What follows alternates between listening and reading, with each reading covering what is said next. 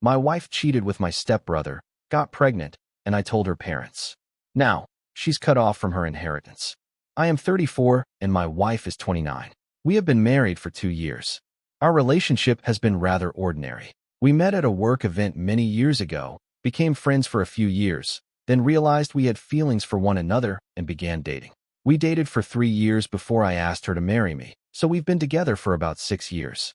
We never had any issues, either while dating or after we married. She is gorgeous, intelligent, and a wonderful partner for me. I have done my best to be a good husband to her, and we were happy together. Around 6 months ago, my stepbrother, Darren, who is 28, was sacked from his work. Instead of looking for another career, he opted to spend some time traveling and finding himself. Darren has always been unpredictable and spontaneous. My parents had a difficult time convincing him to go to college and earn a degree. He is constantly full of wacky ideas that he needs to be talked out of, but being dismissed from his job because he was intoxicated during a business meeting is serious. Despite his history, he resolved to quit drinking. Despite my fears that he would abandon this project halfway through, I attempted to be supportive for my father's sake. My parents divorced while I was a child, and my father married Darren's mother when I was a teenager. So, when Darren asked if he could stay at my house for a few weeks to tour New York, I wasn't sure how to say no. I was suspicious and unwilling to do it, but when my father and stepmother urged me to let him stay, I couldn't say no. I questioned my wife, and she said she was fine with it, so I grudgingly gave in. Darren came to live with us 2 months ago. I made it clear that he could not bring anyone into the flat, and that even if he could leave and return any time he pleased, it should not disrupt our sleep. Surprisingly, he agreed with all of my rules. For the first few days, he stayed out virtually all night, and I even saw him arrive as late as 7 a.m. when I was already up and preparing for work. Aside from that, he was fairly polite, having supper with me and my wife at our home, and even cooking for us on a few occasions. I was pleasantly surprised. This was not the Darren I'd known my entire life. My wife and I had scheduled a weekend trip to Vegas the second weekend Darren was staying with us because I had worked there. We told Darren to take care of the place until we returned. Everything was planned, but my wife developed a severe stomach flu at the last minute. It was Thursday night, and we were meant to leave the next morning. We were both really upset, but we assumed she would go if she felt better. Unfortunately, her illness worsened the next morning, and by the time we were scheduled to depart, she was too ill to travel. I tried to reschedule my job commitment and postpone our trip, but it was too late, and I needed to travel. I felt terrible about leaving her in that state, but I knew Darren would be there in case her health worsened. He offered to stay at home and cook her meals as well. I vowed to return as early as possible on Saturday morning and then left. Looking back, I can't believe I didn't see that coming. So, I went to Vegas by myself, returned the next day, and found that my wife was doing better. I didn't think much of it at the time, but after that weekend, I noticed Darren was home more frequently than usual. Previously, he went out every day, but now he hadn't left the flat in several days. I asked whether everything was fine, and he just shrugged, claiming he was trying to save his money. I didn't think much of it at first, but as time passed, I began to notice more things that stood out. When I returned from work one day, I discovered that my wife had already arrived home. Apparently, she had taken a half day off due to a headache and forgot to notify me. Another day, I arrived home early and noticed Darren and my wife entering the house together. They stated that they had just met outside the building. This could just be a coincidence, but I had a horrible feeling about it. I had never questioned my wife's devotion before, and while Darren was a messy person, I didn't think he could do something so heinous as that. Still, I couldn't ignore the impression that something was off. I knew I couldn't accuse them of anything without evidence, and doing so would cause upheaval in my family, which I wasn't prepared to cope with. So, I took a straightforward approach. I asked Darren how long he planned on staying with us. I reminded him that while it was fantastic to have him around, he should think about his future moves. Thankfully, he caught the message and stated he'd be leaving within a week. My wife was in the room during the chat, but she said nothing, which made me uneasy. Darren moved out, and I attempted to ignore my misgivings, concentrating on my marriage rather than worrying about the worst-case scenario. Things improved after he departed, and I began to believe I had been overly paranoid. I was mortified to think that my wife would do something like that, especially because she had been the perfect spouse all these years. However, around 2 weeks ago, something happened. We discovered that my wife was pregnant 2 months to be exact. You probably know where this is headed. When Darren moved in with us 2 months ago, I felt sick to my stomach. I'll offer you some context. I am a few years older than my wife, as I previously stated. By the time I was 30, I was ready to settle down and establish my own family. When my wife and I first started dating, I knew she was the one for me and wanted to marry her. However, she believed she was too young to have children and wanted to wait a few years before making that decision. Though it wasn't what I desired, I approved of her choice. We always took precautions since we decided to wait until she was 30 to start trying for children. My wife always insisted we be very careful since her body reacts poorly to hormonal birth control, and she is not on any tablets. I also always use protection. Accidents do happen, of course, but I could not get over the sense that something was off. I felt the timing to be unsettling. She said she wanted to keep the baby, that although this was unplanned, it was a good thing, and we ought to be glad. Long since I had desired children, under different conditions, I would have been ecstatic, but instead, I was in excruciating pain. Though I attempted to seem content to my wife, I don't think I have ever felt worse. Uncertain of what to do, I wanted no one to criticize me, thus I couldn't talk to any of my friends about it. Nevertheless, I couldn't get rid of the bad ideas and emotions. I knew I couldn't continue living in total anguish. After about 1 week, I had to face my bride. I knew this would have a terrible effect on our marriage, and should I turn out to be mistaken, she might never forgive me. But I kept thinking of the worst. The prospect of her carrying the baby of my stepbrother made me sick. After our first doctor's visit completed several blood tests and procedures, all I could feel was total devastation. I decided to talk to her, as I could no longer handle it. I got ready for the worst. I told her I had to talk to her about something quite crucial about a week ago during supper. She wanted to know straight away. Though afraid, I aimed to be as direct as I could. I apologized for feeling this way, but I questioned her whether she actually carried my child. My question seemed to startle her. Her whole face flushed red, and she began shouting, accusing me of being a monster for questioning her and thinking something so terrible. She said she had never strayed from me. She wondered where all this was coming from, and I told her it was too much of a coincidence. She was 2 months pregnant, the same length of time since Darren had left. She became much more irate as a result and began yelling even more. Seeing the situation becoming bad, I tried to cool her down and get her to pay attention to me. I told her it hurt for me to live with these uncertainties. I told her about the events that occurred during Darren's stay, wishing I had no harbored uncertainty and felt something was off. She seemed to relax a little and assured me she knew I had questions, but she also advised me to believe her and our marriage would be stronger. Though I felt awful, I told her I wished I could just ignore these ideas, having attempted to. I wanted a paternity test following the birth if there was really nothing to worry about. I even said I knew how tough this must be for her, but I had to be sure for my own peace of mind. She seemed to react really more extremely than I had expected. So clearly, I didn't expect her to be entirely cool with this, and felt she might flare out a little. If she was angry before, the reference to a paternity test sent her off. She said I was nasty and she couldn't believe I would force her to go through something so embarrassing over my crazy thoughts. Though I attempted to remain cool, really seeing her so against the concept made me feel as though my suspicions were vindicated, and I started to get enraged. I told her this was an ultimatum, that if she disagreed, I doubted we could be together. This seemed to help her somewhat relax.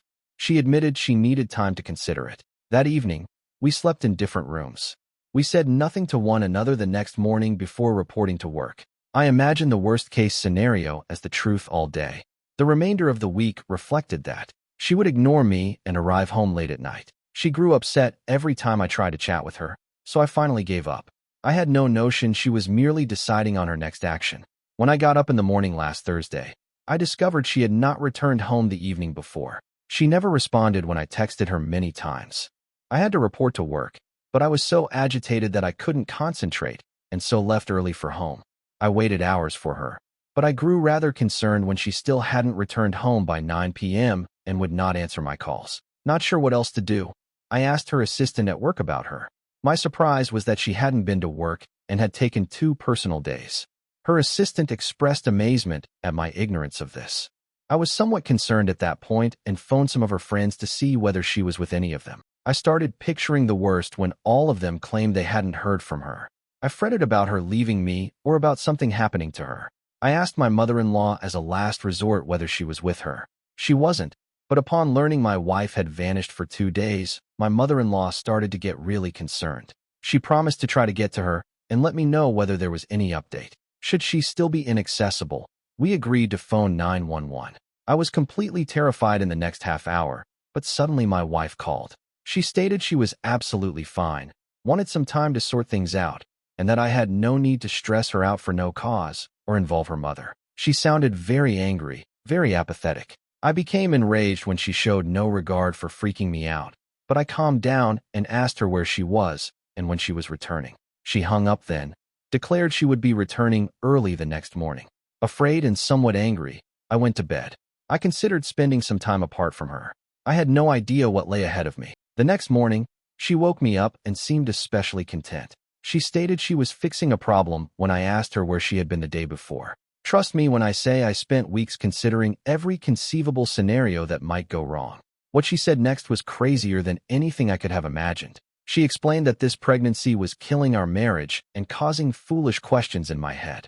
Hence, she decided to rescue our marriage by means of an abortion. She met my eyes squarely and stated now I had no reason to question her loyalty. We could start our marriage anew. I looked astounded. I had never used that word and really meant it before in my life. I simply asked her if she was kidding after just staring at her. She stated she was totally serious and hoped I could relax now and stop allowing stupid worries to disturb me anymore. That served as my breaking point. After several more minutes of staring at her, I stood up and departed. Spending another second with her worried me that I would have some kind of mental collapse.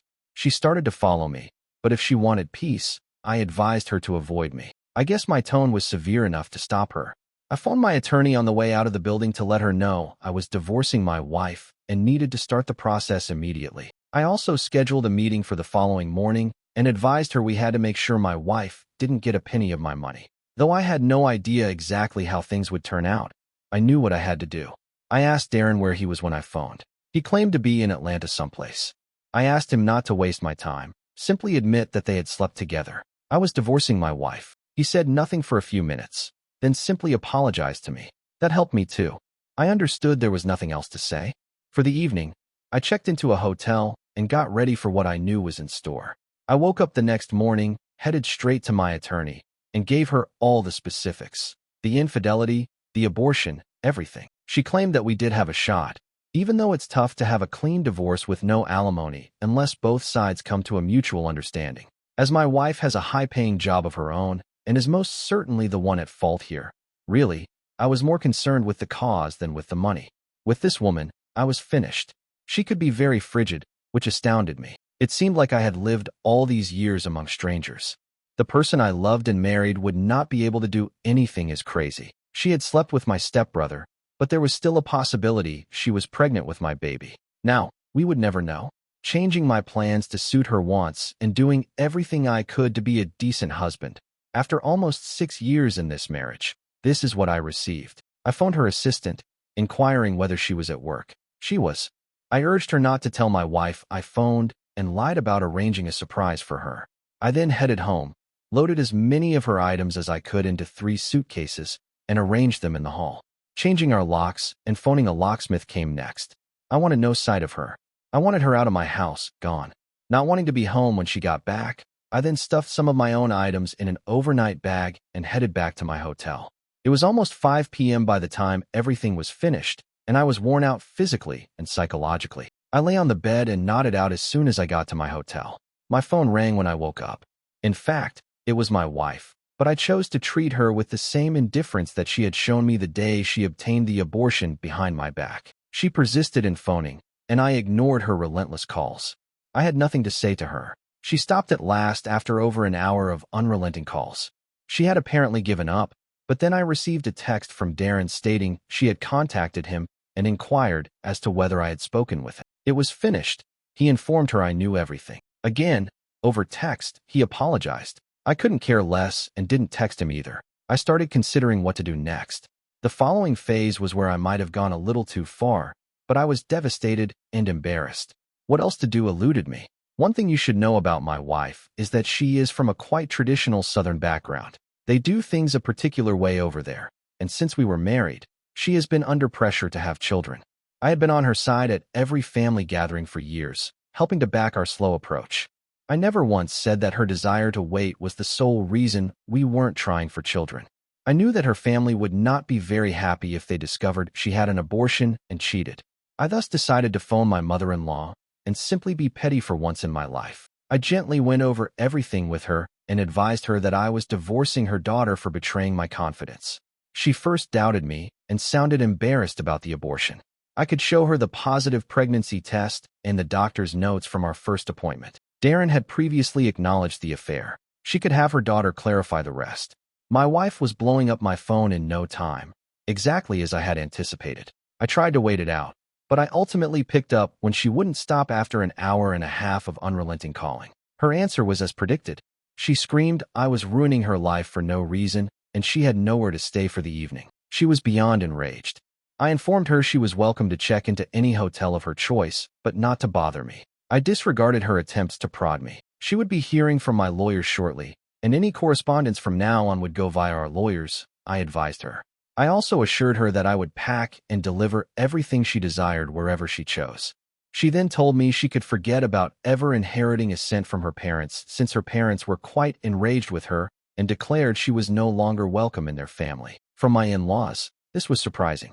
Although I expected them to be enraged, I did not believe they would act in this extreme manner. I obviously told my wife none of this. Rather, I advised her she should have considered this before going behind my back, and that what her parents chose to do was none of my concern. Saying I shouldn't have dragged her parents into our marital troubles, since now her life was shattered and she had nobody left, she labeled me immature and petty. I replied I couldn't care less and hung up on her. She then started texting me endlessly, calling every name under the sun, threatening to steal every dollar I had, and cause me to regret everything. My father-in-law called me as well. He apologized to me for what his daughter had done. He was embarrassed of her.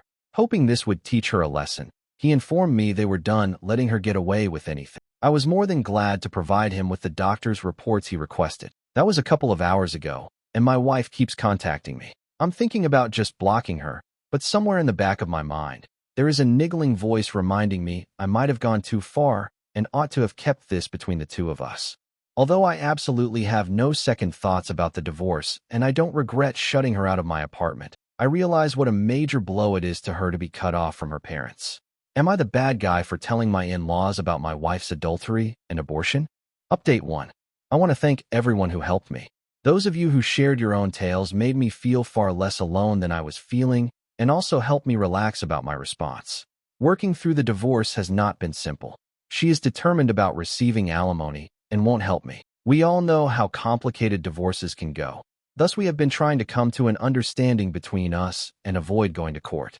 Unfortunately, it looks like she is handling this as an assault against her ego and does not give practicalities any thought. I am quite happy I had the wisdom to evict her from the apartment before she could get the pregnancy test and ultrasound records, which I currently have with me. I have also discussed the overall matter with Darren. Though I am furious with him, he claims he will help and even testify if he has to. He has also blocked my wife on all conceivable platforms and avoided all interaction with her. He has apologized for what he did, not that his apology counts to me, but at least he isn't repeating her error as she did. Curiosity drove me to ask him specifics about the affair. He claimed it began the weekend I visited Vegas and persisted for as long as he remained here. Reportedly, they also met a few times after he moved out. Regarding her pregnancy or abortion, he claimed he knew nothing. Though I am furious with him, I do need him to respond appropriately should things get that far. Knowing that he depends on my dad financially, his funds have run out. I also realize the only reason he is suddenly so thoughtful of my needs is clearly because my dad will cut him off completely should he exacerbate the problem in any form. According to my dad, Darren's lack of immediate cutoff is just a result of our maybe needing him should the divorce get messy. It hasn't been easy. I'm trying as hard as I can not to let myself snap at him. Apart from that, I have moved back into my apartment. Otherwise, there is not any more positive news as yet. I cannot pretend to be sympathetic. I know exactly where she is. I am not likely to lose this flat as I have owned it for considerably longer than my marriage has lasted. For now, that is all. I am preparing for the divorce to get more ugly. I have no other option. Once things calm down enough, I'll attempt to let you people know. Update 2.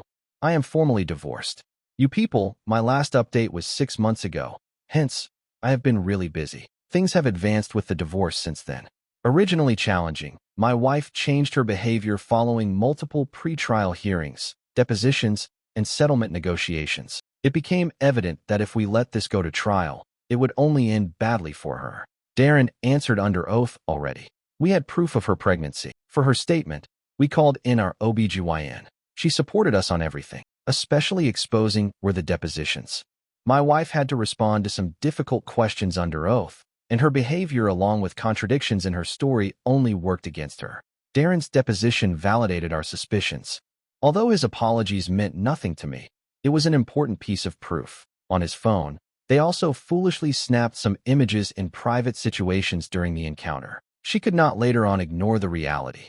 We traveled to settlement conferences following the depositions. These were uncomfortable, but given her high-paying work and the strong proof of her infidelity, my wife's lawyers seemed to understand that pursuing alimony wouldn't be successful. Her request for alimony clearly wouldn't stand up in court. While we were ready to resolve things amicably, I wasn't going to be taken advantage of. My wife gave up at last. She committed herself to not claiming any alimony. The settlement also guaranteed that she would not get any more than what we decided upon regarding assets acquired during our marriage. This was fair. I'm happy the last decision was taken without calling for a pointless trial that would have simply sapped my funds and time. She will have her own stuff. We have fairly split our shared assets. The settlement guarantees our ability to go on free from more entanglement. Though I am glad everything is over now, I cannot help but feel as though all of this has been a great waste of my time. Not only the divorce, but the entire marriage. I find it hard to believe I squandered time and effort and strayed from my intentions to start a family for someone who would not hesitate to toss it all aside for basically nothing. I appreciate your support and counsel all around. It has been really helpful at this difficult period. If someone else is experiencing something like this, keep strong and rely on your support system. Things will improve. Update 3. Although I'm not sure whether anyone is still interested, I wrote in this subreddit at the start of the year, and it has been a few months since my last update. I heard from my dad a few hours ago, not expecting much. I picked up and was genuinely perplexed about how to respond when he told me Darren and my ex-wife apparently are seeing one another once more. I hadn't heard from any of them and didn't realize Darren came back to the city after finding employment here. I suppose it was sufficient to reignite their love, and she apparently forgot all the slights she had aimed at him during the divorce. I feel disgusted. I feel duped, and that someone made a fool of me. According to my dad, he has made it abundantly clear to Darren and my stepmother that he wants nothing to do with him going forward. At least having my old dad by my side feels great. Still, that is that. I don't think I will have any more updates for you folks, as I hope I won't hear anything about this anymore. Thank you for watching. If you haven't subscribed yet, please do so and hit the notification bell to stay updated with more shocking real-life stories happening around you.